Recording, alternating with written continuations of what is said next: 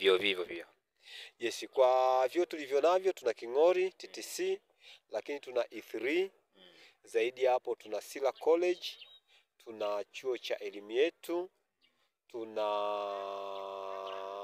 vyuo vingine ambavyo ni viwili, East Africa tuna pia tuna East Africa Training Institute, tuna King'ori na na baadhi ya vyuo vingine ambavyo nimeshinda kuvitaja lakini tunavyo kwenye mashindano yetu. Sawa. Mfumo wa mashindano ni mfumo kama wa ligi kuu au ni mfumo wa makundi? Kwa idadi ya vyuo tulivyo navyo wako kwenye makundi.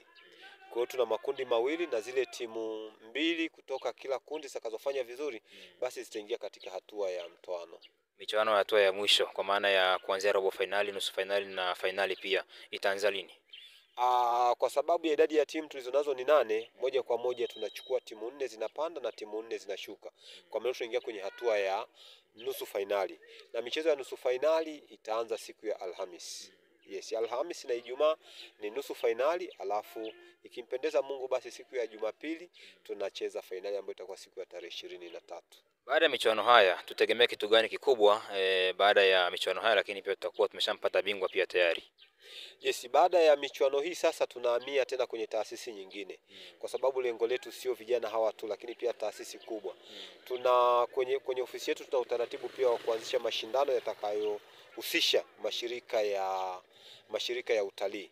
Kwa baada ya hapa tunahamia kwenye mashirika ya utalii kuandalia wafanyakazi nafasi, na tuna imani kupitia kwao basi tunaweza tukatengeneza kitu kwa ajili ya kuwasaidia vijana ambao wako shule za msingi pamoja na sekondari. Sawa, wito wako kwa kutimisha kwa wachezaji lakini pia mashabiki na wakazi wa Kimandolo lakini pia wote wanapenda mpira hapa Arusha? Yes, cha msingi kwamba sasa hivi mpira ni ajira, lakini pia mpira ni sehemu ya watu kurefresh mind.